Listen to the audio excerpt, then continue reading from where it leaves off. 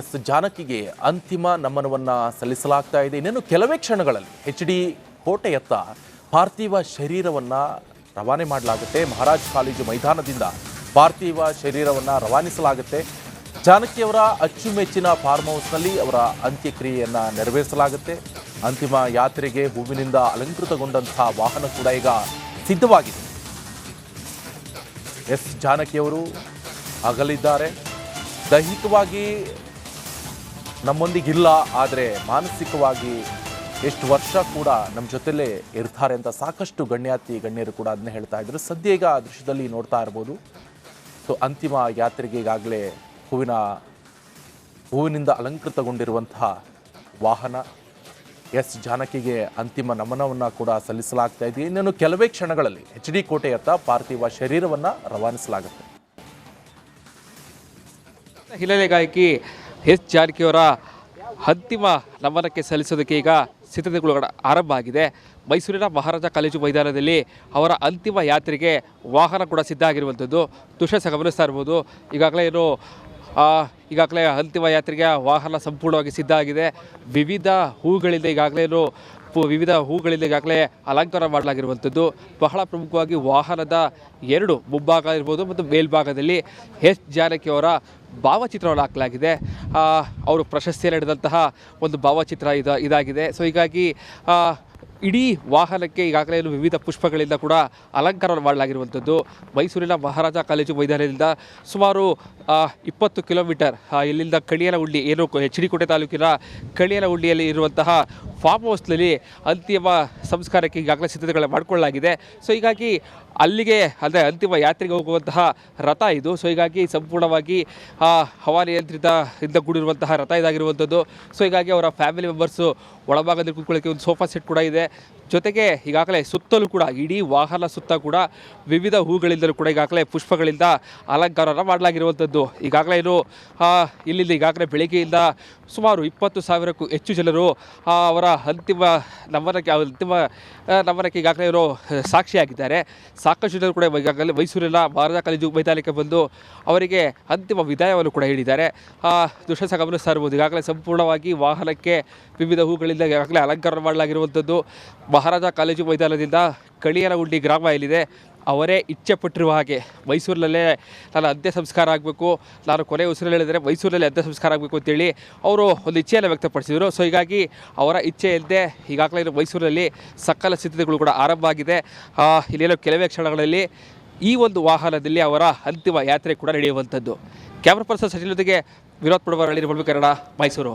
ಈ ಬಗ್ಗೆ ಮಾಹಿತಿ ಕೊಡ್ತಾರೆ ನನ್ನ ಕಲೀಗ್ ಮೈಸೂರಿನಿಂದ ವಿನೋದ್ ನೇರ ಸಂಪರ್ಕದಲ್ಲಿ ಜಾಯ್ನ್ ಆಗಿದ್ದಾರೆ. ವಿನೋದ್, ಸದ್ಯ ನೋಡ್ತಾ ಇದ್ವಿ ಅಂತಿಮ ಯಾತ್ರೆಗೆ ಎಲ್ಲ ರೀತಿಯಾದಂಥ ಸಿದ್ಧತೆಗಳು ಕೂಡ ನಡೆಸಲಾಗ್ತಾ ಇದೆ. ಜೊತೆಗೆ ಎಷ್ಟೊತ್ತಿಗೆ ಮಣ್ಣಲ್ಲಿ ಮಣ್ಣಾಗಲಿದ್ದಾರೆ, ಜೊತೆಗೆ ಯಾವ ರೀತಿಯಾದಂಥ ಸಿದ್ಧತೆಗಳನ್ನು ಮಾಡ್ಕೊಂಡಿದ್ದಾರೆ?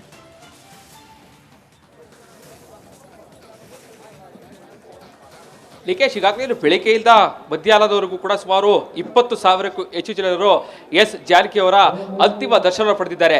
ಈಗಾಗಲೇ ಇಲ್ಲಿ ಕೆಲವೇ ಕ್ಷಣಗಳಲ್ಲಿ ಮೈಸೂರಿನ ಮಹಾರಾಜ ಕಾಲೇಜು ಮೈದಾನದಿಂದ ಏನು ಅಂತಿಮ ಸಂಸ್ಕಾರ ನಡೆಯುವಂತಹ ಕಣಿಯನಹುಂಡಿ ಗ್ರಾಮಕ್ಕೆ ಅವರ ಪಾರ್ಥಿವ ಶರೀರ ತೆಗೆದುಕೊಂಡು ಹೋಗಲಾಗುತ್ತೆ. ದೃಶ್ಯ ಗಮನಿಸ್ತಾ ಇರ್ಬೋದು. ಈಗಾಗಲೇ ಕೊನೆ ಕ್ಷಣದಲ್ಲಿ ದರ್ಶನ ಪಡೆಯಕ್ಕೆ ಬರ್ತಾ ಇರುವಂತಹ ಅವರ ಅಭಿಮಾನಿಗಳೆಲ್ಲ ಆದಷ್ಟು ಬೇಗ ದರ್ಶನ ಮಾಡಿ ಕಳಿಸೋದಕ್ಕೆ ಪೊಲೀಸರು ಕೂಡ ಸಾಕಷ್ಟು ವ್ಯವಸ್ಥೆಗಳನ್ನ ಮಾಡ್ಕೊಂಡಿದ್ದಾರೆ. ಜೊತೆಗೆ ಅಂತಿಮ ಕ್ಷಣದಲ್ಲಿ ಈಗಾಗಲೇ ಮತ್ತೊಂದು ದೃಶ್ಯ ಗಮನಿಸ್ತಾ ಇರುವುದು, ಎಲ್ಲರೂ ಕೂಡ ಓಡೋಡಿ ಬಂದು ಅವರ ಅಂತಿಮ ದರ್ಶನ ಪಡಿತಾ ಇರುವಂಥದ್ದು. ಈಗಾಗಲೇ ಬೆಳಿಗ್ಗೆ ಸುಮಾರು 20,000ಕ್ಕೂ ಹೆಚ್ಚು ಜನರು ಆ ಒಂದು ದರ್ಶನವನ್ನು ಪಡೆದಿರುವಂಥದ್ದು. ಈಗಾಗಲೇ ತೆರೆದ ವಾಹನ ಅಂದರೆ ಈಗಾಗಲೇ ರಥಯಾತ್ರೆಯಲ್ಲಿ ಇಲ್ಲಿಂದಲೂ ಕೂಡ ಮಹಾರಾಜ ಕಾಲೇಜು ಮೈದಾನದಿಂದಲೂ ಕೂಡ ಅಂತಿಮ ಯಾತ್ರೆ ಕೂಡ ನಡೆಯುತ್ತೆ. ಸುಮಾರು 20 ಕಿಲೋಮೀಟರ್ ಇಲ್ಲಿಂದ ಕಣಿಯನಹುಂಡಿ ಗ್ರಾಮ ಇದೆ. ಅಲ್ಲಿ ತೆಲುಗು ಬ್ರಾಹ್ಮಣ ಸಂಪ್ರದಾಯದಂತೆ ಅಂತಿಮ ವಿಧಿವಿಧಾನಗಳು ಕೂಡ ನೆರವೇರುವಂಥದ್ದು. ಅವರ ಮೊಮ್ಮಗಳಾದಂತಹ ಅಪ್ಸರಾ ಅವರು ಈ ಒಂದು ಅಂತಿಮ ವಿಧಿವಿಧಾನ ಕೂಡ ನೆರವೇರಿಸ್ತಾರೆ. ಈಗಾಗಲೇ ಬೆಳಗ್ಗೆಯಿಂದ ಖ್ಯಾತ ಹಿನ್ನೆಲೆ ಗಾಯಕರಿರ್ಬೋದು, ಜೊತೆಗೆ ಚಲನಚಿತ್ರ ನಟರಿರ್ಬೋದು ಸೇರಿದಂತೆ ಅನೇಕರು ಕೂಡ ಸ್ಥಳಕ್ಕೆ ಭೇಟಿಯನ್ನು ಕೊಟ್ಟು ಅವರಿಗೆ ಅವರ ಅಂತಿಮ ಒಂದು ದರ್ಶನವನ್ನು ಪಡೆದುಕೊಂಡಿದ್ದಾರೆ. ಜಿಲ್ಲಾಡಳಿತ ವತಿಯಿಂದ ಸಕಲ ಸಿದ್ಧತೆಗಳು ಈಗಾಗಲೇ ಮಾಡಿಕೊಂಡಿರುವಂಥದ್ದು. ಈಗಾಗಲೇ ಏನು ಮೈಸೂರು ತಾಲೂಕಿನವರು ಬೇಕಾದಂತಹ ವ್ಯವಸ್ಥೆಗಳು ಕೂಡ ಮಾಡ್ಕೊಂಡಿದ್ದಾರೆ. ಹಿರಿಯ ನಟರಿರ್ಬೋದು, ಹಿರಿಯ ಸಂಗೀತ ಗಾಯಕರಿರ್ಬೋದು, ಎಲ್ಲರೂ ಕೂಡ ಬಂದು ಎಸ್ ಜಾನಕಿ ಅವರಿಗೆ ಸಾಕಷ್ಟು ಗೌರವವನ್ನು ಕೊಡುವಂತಹ ಕೆಲಸವನ್ನು ಮಾಡಿರುವಂಥದ್ದು. ಈಗಾಗಲೇ ಖುದ್ದು ಉಸ್ತುವಾರಿ ಸಚಿವ ಡಾಕ್ಟರ್ ಯತೀಂದ್ರ ಸಿದ್ದರಾಮಯ್ಯ ಅವರು ಕೂಡ ಈ ಎಲ್ಲ ಉಸ್ತುವಾರಿ ಕೂಡ ನೋಡ್ಕೊಂಡಿದ್ದಾರೆ. ಇನ್ನೇನು ಕೆಲವೇ ಕ್ಷಣಗಳಲ್ಲಿ ಅವರ ಪಾರ್ಥಿವ ಶರೀರವನ್ನು ಇಲ್ಲಿಂದ ಏನೋ ಕಡಿನ ಹುಡುಗಿ ತೆಗೆದುಕೊಂಡಾಗುತ್ತೆ, ಅಲ್ಲಿ ಅಂತಿಮ ವಿಧಿವಿಧಾನಗಳು ಕೂಡ ನೆರವೇರುತ್ತೆ. ನಿಕೇಶ್, ವಿನೋದ್, ಸದ್ಯ ಅವರ ಕುಟುಂಬಸ್ಥರು ಯಾರು ಬಂದಿದ್ರಾ ಅಲ್ಲಿ?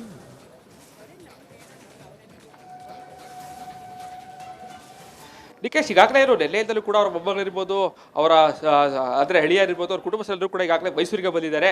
ಮೈಸೂರಿನೆಲ್ಲ ಅವರೇನು ಕಳೆದ 7 ವರ್ಷಗಳಿಂದೆಲ್ಲ ಇಲ್ಲೇ ವಾಸವಾಗಿದ್ದರು. ಭೋಗದಲ್ಲಿರುವಂಥ ನಿವಾಸ ಎಲ್ಲಿದೆ, ಆ ಒಂದು ನಿವಾಸದಲ್ಲಿ ಈಗಾಗಲೇ ಎಲ್ಲೇ ಸಂಜೆ ಕೂಡ ಅವರು ರಾತ್ರಿ ಮನೆಗೆ ಬಂದು ಯಾವ ರೀತಿಯಾಗಿ ನಡಿಬೇಕು ಎಲ್ಲವೂ ಕೂಡ ಅವರ ಸಲಹೆ ಸೂಚನೆ ಮೇಡಿಕೊಂಡು ನಡೆದಿರುವಂಥದ್ದು. ಸೊ ಈಗಾಗಲೇ ದೃಶ್ಯ ಗಮನಿಸ್ತಾ ಇರ್ಬೋದು, ಸಾಕಷ್ಟು ಈಗಾಗಲೇ ಕ್ಲೋಸ್ ಮಾಡಲಾಗಿದೆ. ಆ ಗೇಟ್ ಏನಿದೆ ಆ ಗೇಟನ್ನು ಕ್ಲೋಸ್ ಮಾಡಿ ಇಲ್ಲಿ ಗಾರ್ಡ್ ಆಫ್ ಆನರ್ ಕೊಡುವಂತಹ ಕೆಲಸಕ್ಕೆ ಈಗಾಗಲೇ ಪೊಲೀಸರು ಕೂಡ ಮುಂದಾಗ್ತಾ ಇರುವಂಥದ್ದು. ಯಾಕಂತಂದರೆ ಮೈಸೂರು ನಗರ ಪೊಲೀಸರು ಕೂಡ ಅವರಿಗೆ ಅಂತಿಮ ಸೆಲ್ಯೂಟನ್ನು ಕೊಡುವ ಮೂಲಕವಾಗಿ ಇಲ್ಲಿಂದ ಅವರ ಪಾರ್ಥಿವ ಶರೀರ ತೆಗೆದುಕೊಳ್ಳಿಕ್ಕೆ ಮಾಡಿಕೊಳ್ಳಲಾಗಿದೆ. ಕೇರಳ ಸರ್ಕಾರದಿಂದ ಕೂಡ ಕೇರಳ ಸಚಿವರು ಕೂಡ ಬಂದು ಅವರ ದರ್ಶನ ಪಡೆದಿದ್ದಾರೆ. ಈಗಾಗಲೇ ಏನು ಸಾಕಷ್ಟು ಸಂಖ್ಯೆಯಲ್ಲಿ ಈಗಾಗಲೇ ಏನು ವಿಧಿವಿಧಾನ ಇರ್ಬೋದು, ಜೊತೆಗೆ ಅವರ ಕುಟುಂಬಸ್ಥರಿರ್ಬೋದು, ಬಹಳ ಪ್ರಮುಖವಾಗಿ ಅವರಿಗೆ ಕೇರ್ ಟೇಕರ್ ಆಗಿದ್ದಂತಹ ನವೀನ್ ಏನಿದ್ದಾರೆ ಅವರೇ ಪ್ರತಿಯೊಂದನ್ನು ಕೂಡ ಮುತುವರ್ಜಿ ವಹಿಸು ಯಾವ ರೀತಿಯಾಗಿ ಅಂತಿಮ ವಿಧಿವಿಧಾನಗಳಾಗಬೇಕು ಎಲ್ಲವನ್ನೂ ಕೂಡ ಅವರ ನೇತೃತ್ವದಲ್ಲಿ ಕೂಡ ನಡೆದಿರುವಂಥದ್ದು. ಜೊತೆಗೆ ಈಗಾಗಲೇ ಏನೋ ಯಾರು ಅಂತಿಮ ಸಂಸ್ಕಾರ ಮಾಡಬೇಕು ಅಂತೇಳಿ ಅವರ ಕುಟುಂಬಸ್ಥರು ಎಲ್ಲವೂ ಚರ್ಚೆಯನ್ನು ಮಾಡಿ ಏನೋ ಅವರ ಮೊಮ್ಮಗಳಾಗಿರುವಂತಹ ಅಪ್ಸರ ಈಗ ಅಂತಿಮ ಸಂಸ್ಕಾರಕ್ಕೆ ಅಂತಿಮ ವಿಧಿವಿಧಾನ ಕೂಡ ಅವರೇ ಕೂಡ ನೆರವೇರಿಸ್ತಾರೆ. ಖುದ್ದು ಅವರ ಕುಟುಂಬಸ್ಥರಿರ್ಬೋದು, ಪ್ರತಿಯೊಬ್ಬರು ಕೂಡ ಈಗಾಗಲೇ ಮೈಸೂರಿಗೆ ಆಗಮಿಸಿದ್ದಾರೆ. ಈಗಾಗಲೇ ಬಹುತೇಕ ದೂರದ ಊರುಗಳಿಂದ ಯಾರೆಲ್ಲ ಬರಬೇಕಾಗಿತ್ತು ಅವ್ರು ಬೆಳಿಗ್ಗೆಯಿಂದಲೇ ಬಂದು ಅವರಿಗೆ ಅಂತಿಮ ವಿದಾಯವನ್ನು ಕೂಡ ಸಲ್ಲಿಸಿರುವಂಥದ್ದು. Nikesh, okay, thank you Vinod ನಿಮ್ಮೆಲ್ಲ ಮಾಹಿತಿ.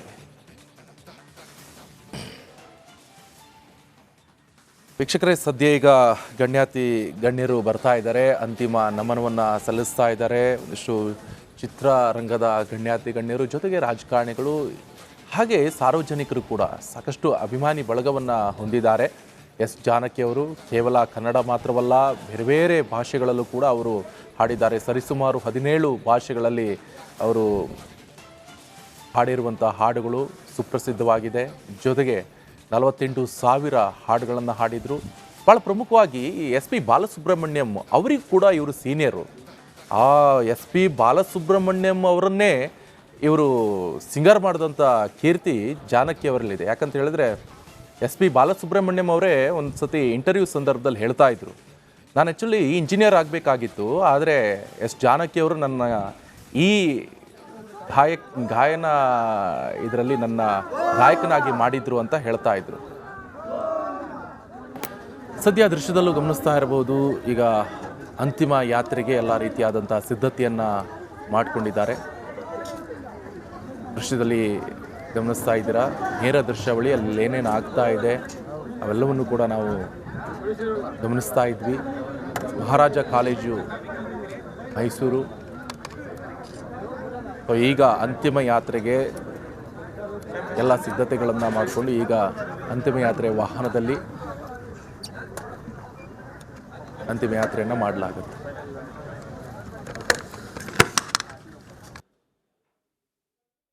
ಇದು ಮೈಸೂರಿನ ಮಹಾರಾಜ ಕಾಲೇಜು. ಈಗಾಗಲೇ ಗಮನಿಸ್ತಾ ಇರ್ಬೋದು, ಸಾರ್ವಜನಿಕರಿಗೆ ಅಂತಿಮ ದರ್ಶನಕ್ಕೆ ವ್ಯವಸ್ಥೆಯನ್ನು ಮಾಡಲಾಗಿದೆ. ಸೊ ಸಾರ್ವಜನಿಕರು ಕೂಡ ಸಾಕಷ್ಟು ಜನ ಬಂದಿದ್ದರು. ಸೊ ಅಂತಿಮ ವ್ಯವಸ್ಥೆಯನ್ನು ಮಾಡಲಾಗಿದೆ. ಕೊನೆಗೂ ಕೂಡ ಎಸ್ ಜಾನಕಿಯವರು ಇಲ್ಲ ಅಂತ ಯಾರಿಗೂ ಕೂಡ ಹೇಳೋಕ್ಕೆ ಸಾಧ್ಯವೇ ಇಲ್ಲ. ಯಾಕಂತ ಹೇಳಿದ್ರೆ ವರ್ಷ 88 ಆಯ್ತು, ಹೌದು, ಆದರೆ ಅವ್ರನ್ನ ಇಲ್ಲ ಅಂತ ಅರಗಿಸ್ಕೊಳ್ಳೋಕ್ಕೆ ಸಾಧ್ಯವಿಲ್ಲ. ದಿನನಿತ್ಯ ಅವರ ಹಾಡುಗಳನ್ನು ನಾವು ಕೇಳ್ತಾ ಇರ್ತೀವಿ. ಯಾವುದಾದ್ರೂ ಒಂದು ಸೋಷಿಯಲ್ ಮೀಡಿಯಾದಲ್ಲಿ ರೀಲ್ಸ್ ಹಾಕಿದ್ರೆ ಇವ್ರದ್ದೇ ಬರುತ್ತೆ. ಹಳೆ ಹಾಡುಗಳೆಲ್ಲ ಭಾಳ ಫೇಮಸ್ ಆಗಿರುವಂಥ ಹಾಡುಗಳು. ಸೊ ಎಸ್ ಜಾನಕಿಯವರು ಹಾಡಿರುವಂಥ ಹಾಡುಗಳು. ಕೆಲವೇ ಕ್ಷಣಗಳಲ್ಲಿ HD ಕೋಟೆಯತ್ತ ಪಾರ್ಥಿವ ಶರೀರವನ್ನು ರವಾನಿಸಲಾಗುತ್ತೆ.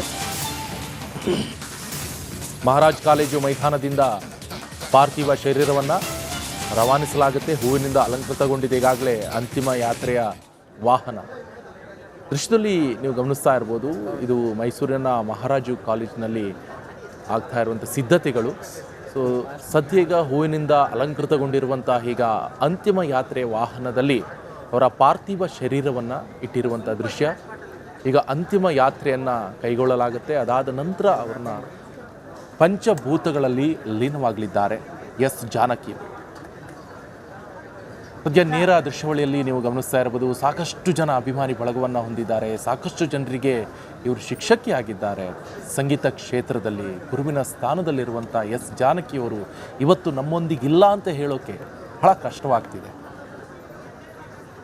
ಸದ್ಯ ಈಗ ಯಾವ ರೀತಿಯಾಗಿ ಸಿದ್ಧಗೊಂಡಿದೆ ಅಂತಿಮ ಯಾತ್ರೆ ವಾಹನವನ್ನು ನೀವೆಲ್ಲರೂ ಕೂಡ ಗಮನಿಸ್ತಾ ಇರ್ಬೋದು. ಬಹಳ ನೊಂದ್ಕೊಂಡಿದ್ರು ಅವರು. ಆ್ಯಕ್ಚುಲಿ ಅವರ ಪುತ್ರ ಕೂಡ ಮುರಳೀಕೃಷ್ಣ ಅವರು ಕೂಡ ತೀರ್ಕೊಂಡಿದ್ರು ಇದೇ ವರ್ಷ. ಸೊ ಈ ಸಂದರ್ಭದಲ್ಲಿ ಅವರು ಬಹಳ ನೊಂದ್ಕೊಂಡಿದ್ರು. ಮೈಸೂರಿನಲ್ಲೇ ಇದ್ದರು. ಹುಟ್ಟೂರು ಆಂಧ್ರದ ಗುಂಟೂರಾದರೂ ಕೂಡ ಅವರು ಮೈಸೂರು ಅಂದರೆ ಬಹಳ ಇಷ್ಟ ಅವರಿಗೆ. ಅವರು ಕೊನೆಯ ಕ್ಷಣ ಇರ್ಬೋದು, ಕೊನೆಯ ಹಾಡು ಕೂಡ, ಅಥವಾ ಅವರು ನನ್ನನ್ನು ಇಲ್ಲೇ ಮಣ್ಣು ಮಾಡಿ ಅಂತ ಹೇಳಿರುವಂಥದ್ದು ಬಹಳ ವಿಶೇಷ. ಸೊ ದೃಶ್ಯದಲ್ಲಿ ಗಮನಿಸ್ತಾ ಇರ್ಬೋದು, ಅವರ ಪಾರ್ಥಿವ ಶರೀರ ಅಂತಿಮ ಯಾತ್ರೆಗೆ ಎಲ್ಲ ಸಿದ್ಧತೆಗಳನ್ನು ಮಾಡಿಕೊಂಡಿರುವಂತಹ ದೃಶ್ಯ. ಜೊತೆಗೆ ಸಕಲ ಸರ್ಕಾರಿ ಗೌರವಗಳೊಂದಿಗೆ ಅವ್ರನ್ನ ಅಂತ್ಯಕ್ರಿಯೆಯನ್ನು ನೆರವೇರಿಸಲಾಗುತ್ತೆ. ಈಗಾಗಲೇ ಸರ್ಕಾರದ ಗಾರ್ಡ್ ಆಫ್ ಆನರ್ ಕೂಡ ಕೊಡಲಾಗುತ್ತೆ ಅವರಿಗೆ. ಅವರ ಅಂತಿಮ ಯಾತ್ರೆಗೆ ಎಲ್ಲ ರೀತಿಯಾದಂಥ ಸಿದ್ಧತೆಗಳನ್ನು ಮಾಡ್ಕೊಂಡಿರುವಂಥದ್ದು ಬಹಳ ವಿಶೇಷತೆ ಅಂತ ಹೇಳಿದ್ರೆ, ಇವರು ಆ ಧನಿಗೆ ಲಿಂಗ ವಯಸ್ಸಿಲ್ಲ ಅಂತ ಹೇಳ್ತಾರಲ್ಲ, ಆ ರೀತಿಯಾದಂಥವ್ರು. 9ರಿಂದ 90 ವರ್ಷದ ವಯಸ್ಸಿನ ಹೀರೋಯಿನ್ಗಳಿರಲಿ, ಆ ಧನಿಗೆ ಹೋಲುವಂತಹ ಒಂದು ಹಾಡನ್ನು ಇವರು ಆ ಭಾವನೆಗಳನ್ನು ವ್ಯಕ್ತಪಡಿಸಿ ಹಾಡುವಂಥದ್ದು ಬಹಳ ವಿಶೇಷ ಇವರಲ್ಲಿ. 5,000 ಸಂಗೀತ ಕಚೇರಿಗಳನ್ನು ನಡೆಸಿದ್ದಾರೆ. ಕೊನೆಯ ಬಾರಿ 2017ರ ಅಕ್ಟೋಬರ್ 28ರಂದು ಕರ್ನಾಟಕದ ಸಾಂಸ್ಕೃತಿಕ ರಾಜಧಾನಿ ಮೈಸೂರಿನಲ್ಲಿ ಕೊನೆಯದಾಗಿ ಇವರು ಕಾರ್ಯಕ್ರಮವನ್ನು ನಡೆಸಿಕೊಟ್ಟಿದ್ರು.